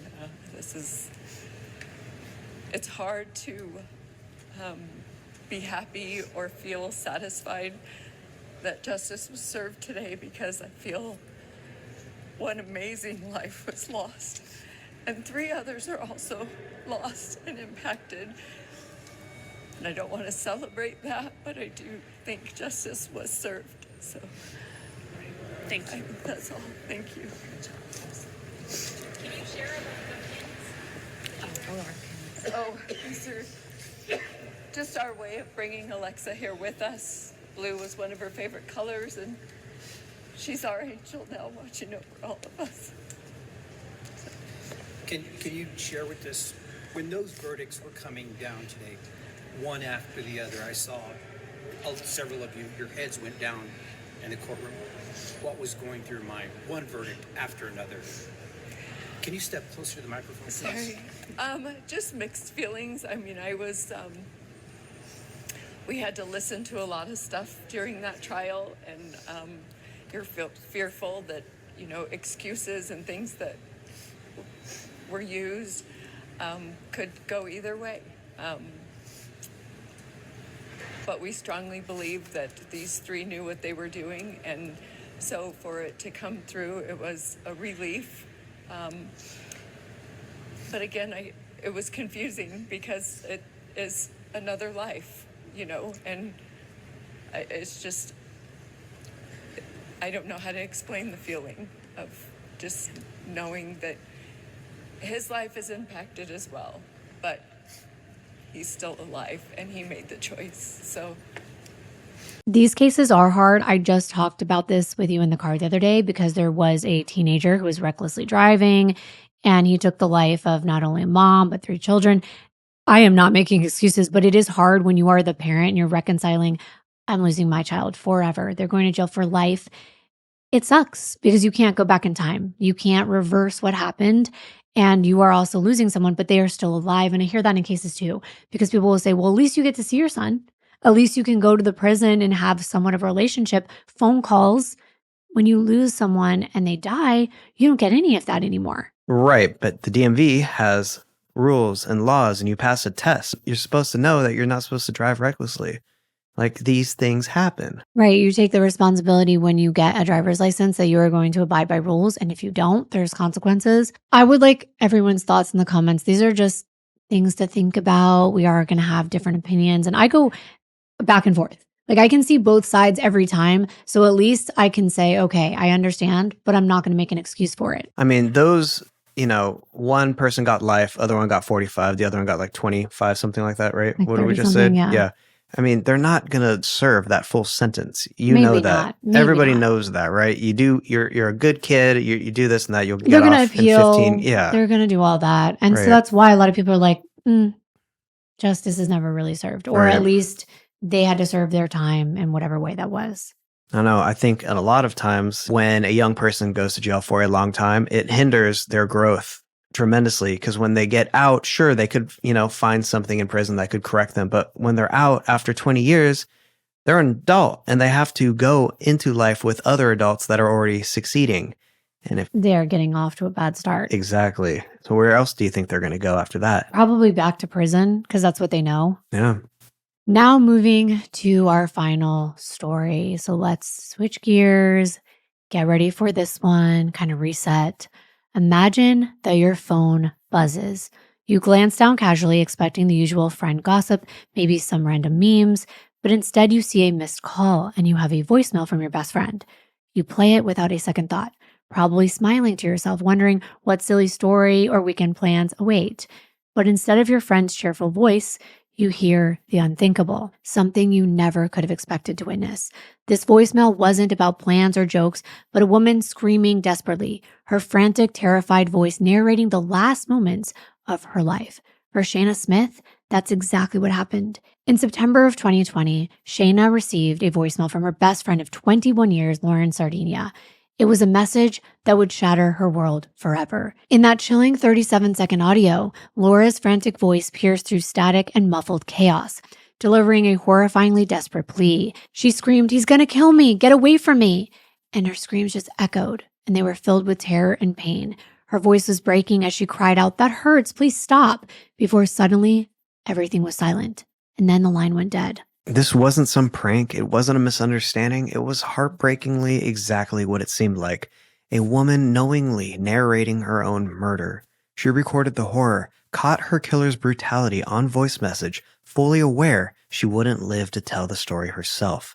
Laura Sardinia didn't hit record by accident. She did it on purpose. In those final terrifying seconds, knowing help wouldn't make it in time, she called her best friend and left a voice recording. She was trying to make sure her killer wouldn't walk free. Even as her life was slipping away, she was still fighting, not just to survive, but to make sure that there'd be justice, even if it had come after she was gone. But to truly understand the nightmare that Laura lived through, we have to start at the beginning. You know how some people just radiate warmth, the kind that just walk into a room and instantly lift everyone's spirit, whose laughter fills the spaces around them? That was Laura. At just 25 years old, Laura was the kind of person that friends described as outgoing, happy, generous, someone who made life better simply by existing. Friends said she was full of so much spunk and laughter, the type of girl who wasn't too old to be goofy and try to do handstands in the living room with her friends and their kids. Laura Elizabeth Sardinia was born on September 26, 1994 to her parents Marie and Manuel. She had big dreams and she was chasing them with everything she had. But before everything changed, Laura had already done so much she was passionate about. She went to Long Beach College and she got a degree in baking, specializing in pastries. She absolutely loved to cook, but she also had a real interest in health and nutrition. So she went on to earn her health coaching certificate from the Institute of Integrative Nutrition in December of 2018 and later became a personal trainer. While working towards her goals, she held down multiple jobs, rolling dough and waiting tables at Round Table Pizza, and later stepping into her dream role as a pastry chef at the Imola restaurant and bar in her hometown of Huntington Beach. She eventually graduated to line cook at the Newport Beach Country Club in May of 2017, while also training clients in her spare time at LA Fitness. By July of 2018, she had landed a prep cook position at North Italia in Irvine, California. At the time, she was living in Lakewood in a home off Adamore Avenue. She was also doing some bartending on the side and was very busy. Everyone loved her. Coworkers, regular customers, random strangers. She had this natural charm about her that put everyone at ease. Friends joked that Laura's smile was her signature. It never seemed to fade, no matter how tough life got. And in 2020, life did get tough for a lot of us, but life got really tough for Laura a year before. In 2019, Laura was involved in a devastating motorcycle accident, the kind that alters lives in an instant. She loved riding her bike, and no one ever thinks that they're going to get in an accident, but she did. The good news is that she survived, thankfully. But the injury she sustained changed everything. Something as simple as cooking, a passion that Laura had since childhood, became a painful challenge. She struggled to even cut fruit comfortably. Can you imagine how devastating that might have been from losing the ability to do something so simple? Oh yeah, I have a friend across the street at one of the businesses, and he got into a motorcycle accident, and now he's paralyzed in his right arm. See, you just never think that's gonna happen because my dad would like flipped his bike when he was just going in a parking lot. I, I'm scared of motorcycles, and that's why I'm like pointing all this out because these things can happen in an instant. But she could no longer do what she loved at this point. But Laura stayed strong. She wasn't going to let her injuries define her. Determined to change things around, she signed up for online psychology classes, using everything she'd been through as motivation to help others. And the accident wasn't her fault. She took the person who hit her to court and won. She got a $750,000 settlement, which was supposed to be her fresh start, a way to rebuild and chase her dreams again. Laura's generosity also defined her. It was woven deeply into her personality, maybe even to a fault.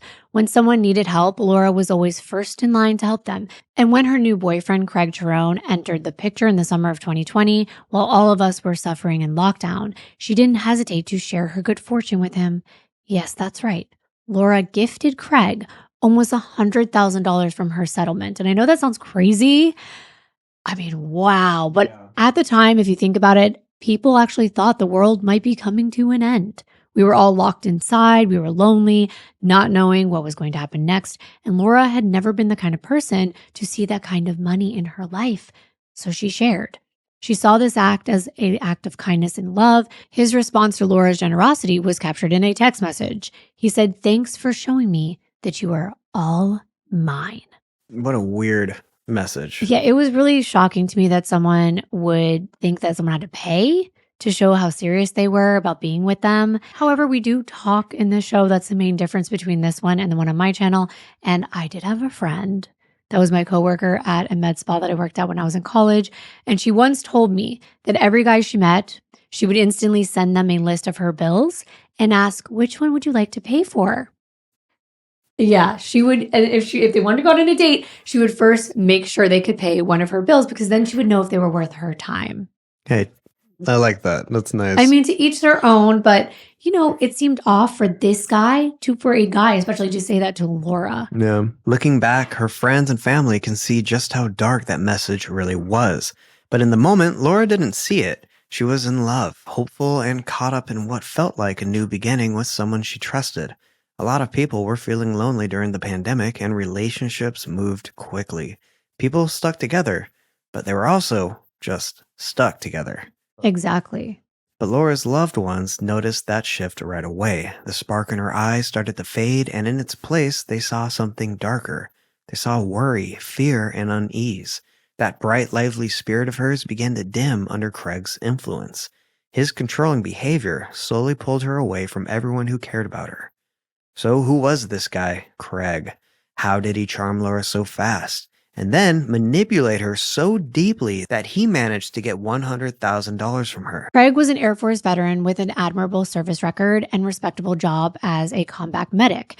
And we've all met people who seem on paper absolutely flawless. You know this type. They're charismatic, they're confident, they're respectable. Maybe they have an impressive job, a charming smile, or stories that make you admire their courage and strength.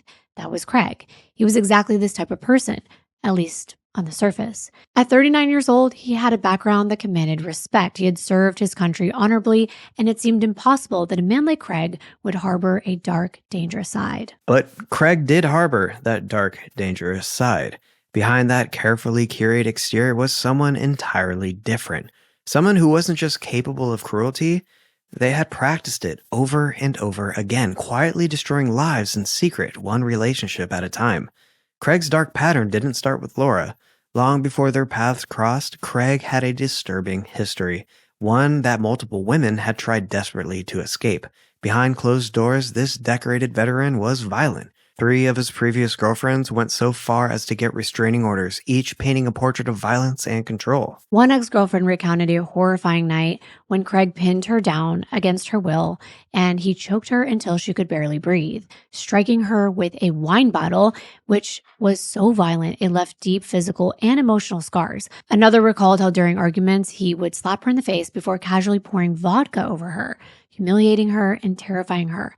And yet another described a scene of jealousy so intense that Craig punched one of her male friends in a rage, leaving everyone around him just terrified. Each of these women tried desperately to warn others, but somehow Craig always managed to evade consequences.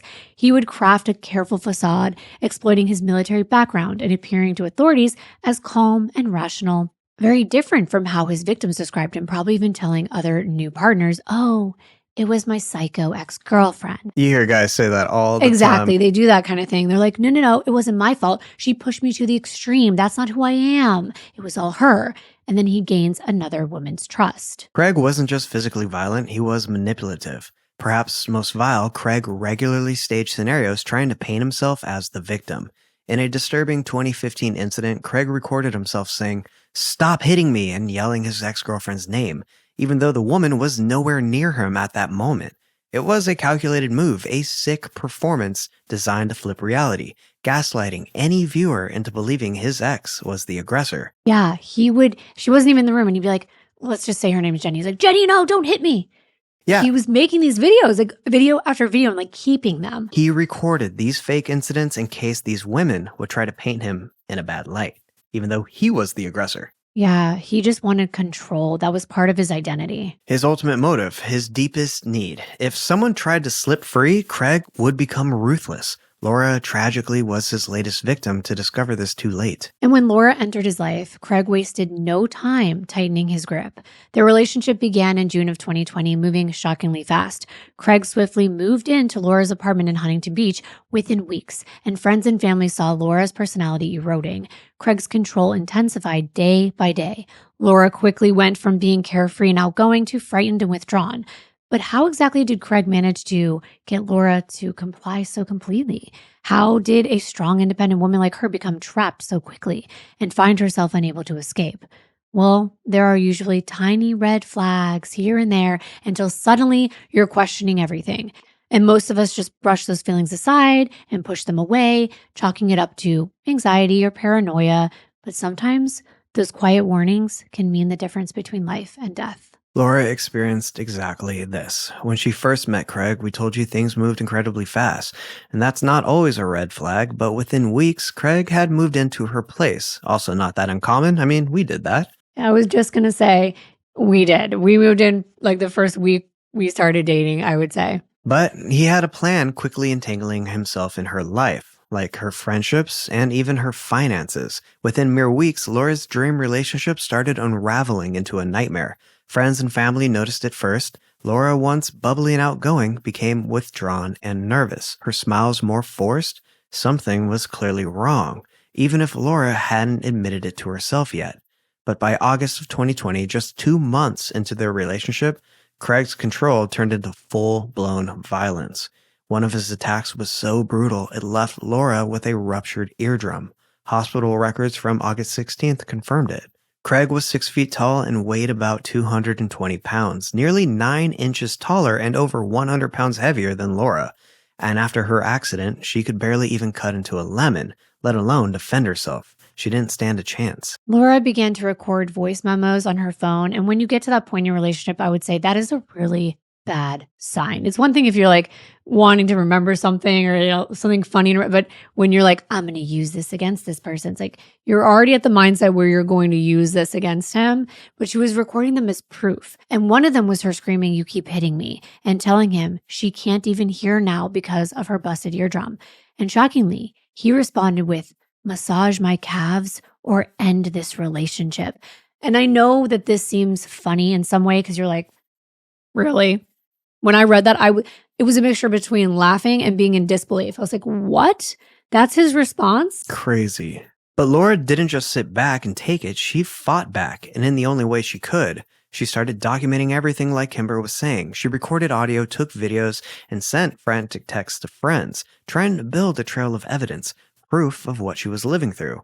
The heartbreaking part was that she told him to leave over and over again. She begged him to get out, to leave her alone, but he wouldn't. In one heart-wrenching text exchange, Craig demanded to know her whereabouts, and Laura replied desperately, "I'm locking myself in a box so you can't be me anymore."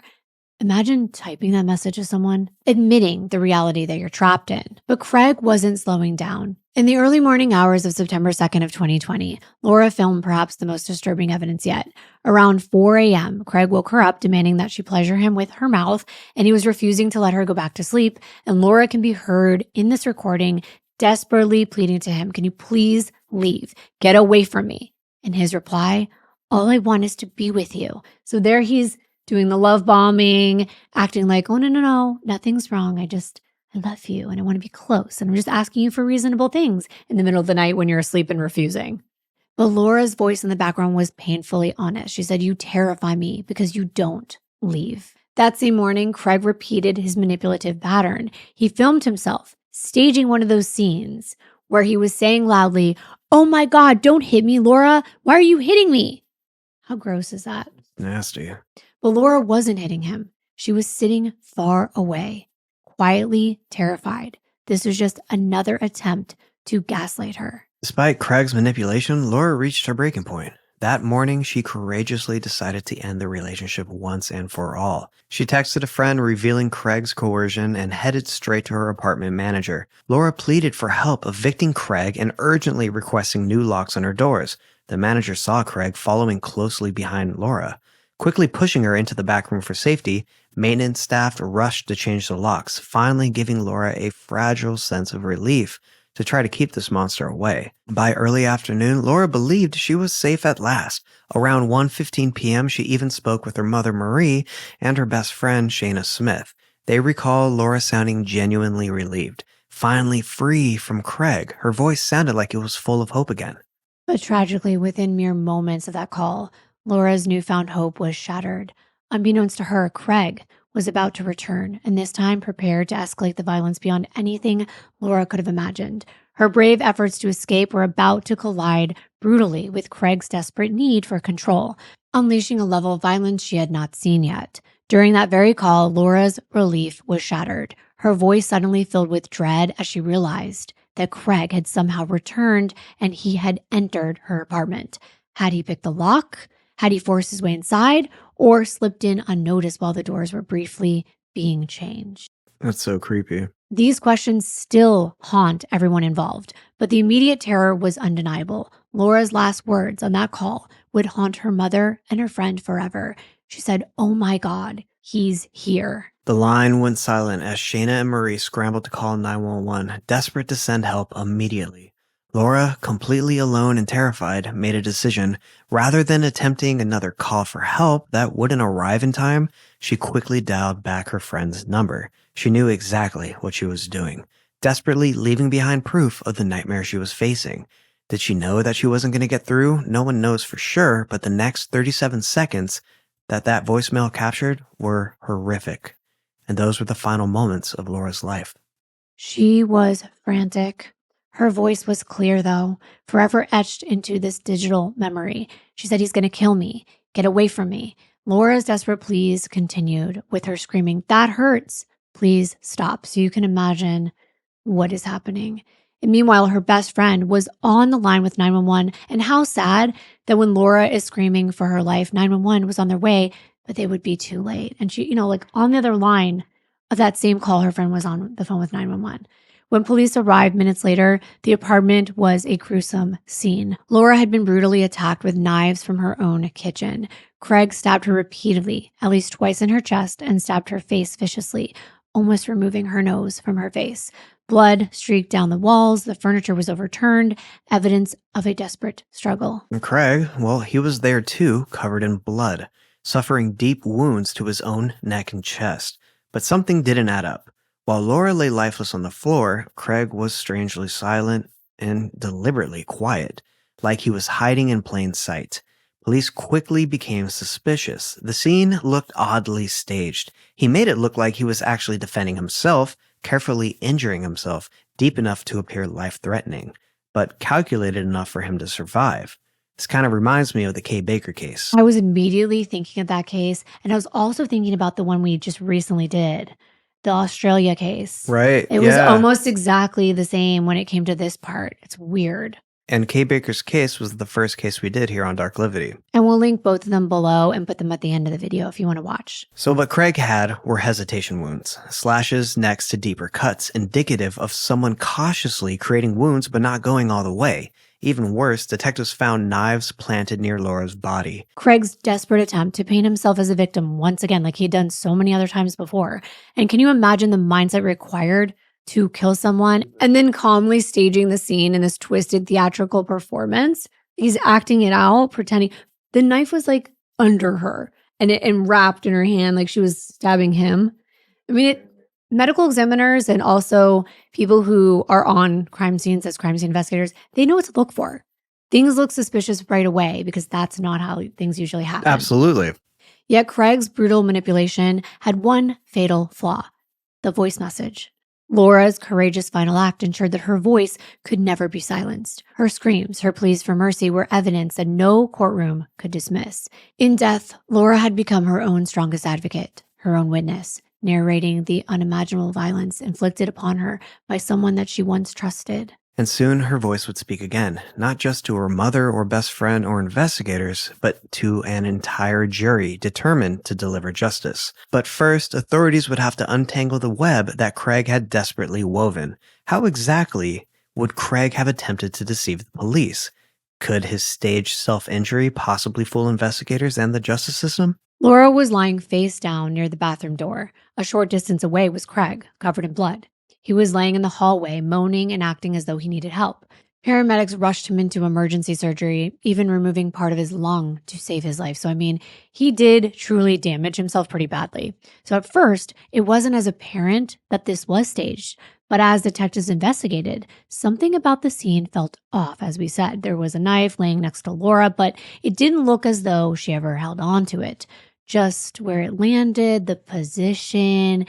Plus, Laura's friends and family painted a completely different picture.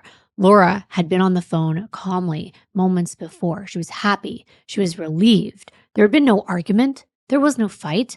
Nothing matched Craig's narrative. Police turned their attention to the physical evidence. Blood patterns at the scene told the story. There was blood near the staircase outside the apartment.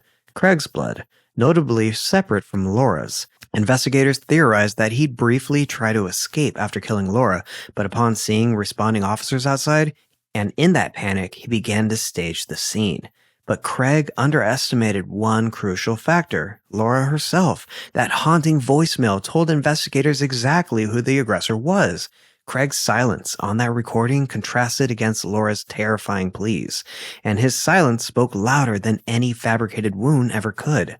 Within 2 days, Craig was formally arrested while still hospitalized, charged with Laura's brutal murder. Huntington Beach police announced the arrest publicly, noting that he was held on an extraordinary $10 million bail. Proof of how dangerous authorities considered him. Meanwhile, detectives tirelessly collected more evidence. Laura's recordings documenting months of violence, her desperate text messages, the restraining order she'd obtained. It all painted a heartbreaking picture. A woman who fought relentlessly to free herself, who meticulously documented every terrifying moment to protect herself, knowing the violence she faced might end tragically. They also uncovered history of Craig's other victims, even a random attack at a charity ball back in 2017.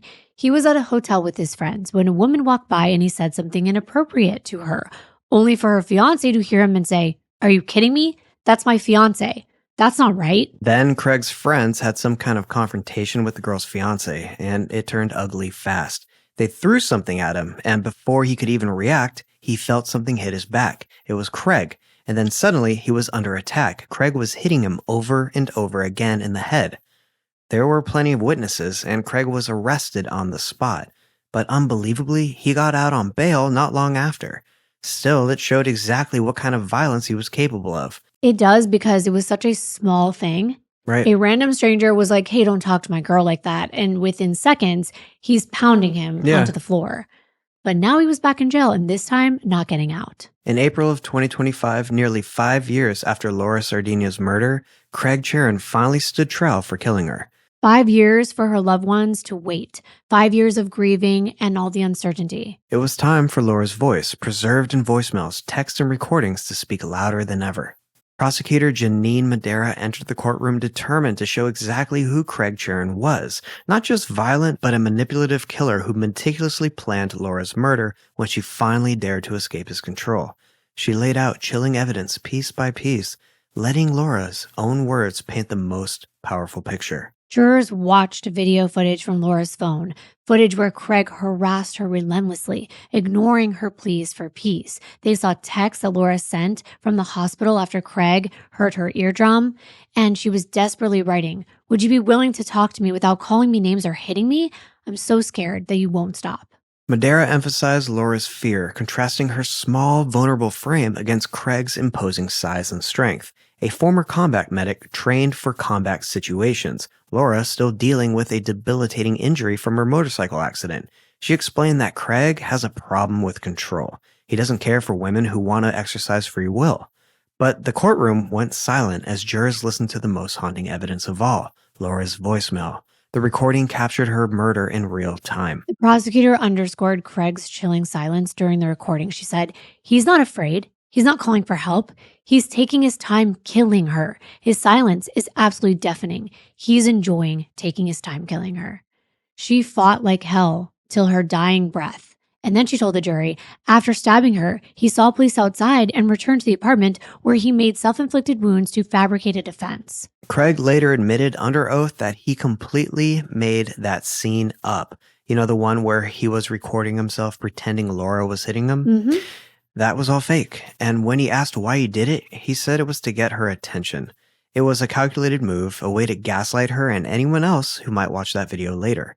But Craig and his defense attorney, Michael Gussetti, had a very different story.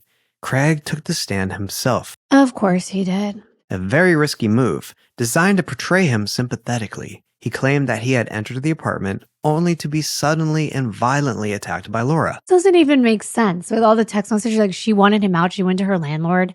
He spoke vaguely about his memory of that day, describing it as hazy, blaming trauma and confusion. He said, "I didn't quite comprehend what was happening in that moment. It's taking me a second to understand that I was being cut up." His defense argument hinged on portraying Laura as capable of attacking him first, trying desperately to paint Craig's deadly actions as self-defense, or at worst, a tragic loss of control rather than premeditated murder. They highlighted an untested knife at the scene, suggesting that it could have been used by Laura, and argued that it was a major oversight by investigators. I understand that they're using whatever they can get. They're like, "Oh, you didn't test this one knife that was like sitting on the floor." And I understand that it can definitely pose some reasonable doubt, right? You're thinking, well, they didn't test it. Could it have been true? And then I go and listen to that voicemail again. Exactly. But prosecutors dismantled Craig's narrative relentlessly. They exposed his pattern of manipulation, his history of faking being victimized, and his selective memory during testimony. When confronted with all the contradictions, like claiming a prolonged fight, despite all the evidence, that Laura had calmly been speaking to her mother minutes before the attack, which we know, Craig's defense crumbled. He resorted to claiming memory loss, refusing even to review transcripts that might refresh his recollection, because he's like, "Oh no, that's not going to help me."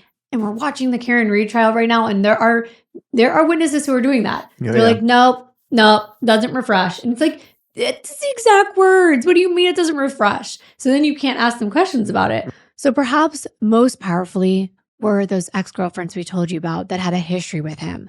They bravely took the stand, recounting their own experiences of violence and manipulation at his hands. Jurors listened closely as they described being choked, slapped, pinned, manipulated, always with Craig staging scenarios to appear as the victim.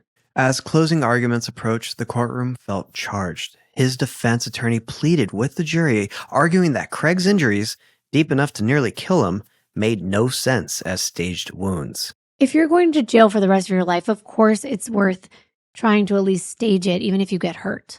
You're going to pull out all the stops for sure.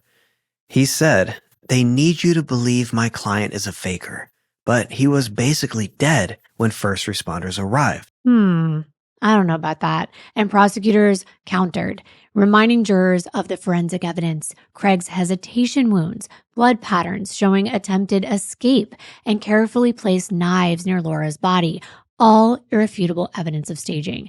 And finally, prosecutor Madera faced the jury directly, summarizing the truth. She said, "This is not an argument. This was not a heat of the moment mistake. This was an ambush and a murder." And jurors listened intently as she drove home the point. Laura Sardina was silenced by violence, but her voice had become stronger in death than Craig had ever imagined. Laura's careful recordings, desperate texts, and that final courageous voicemail ensured justice would not be denied. The jury's decision came swiftly. Only 2 hours of deliberation, and on April 29th, 2025, they announced they found him guilty of first-degree murder. In the end, Laura was the most powerful witness.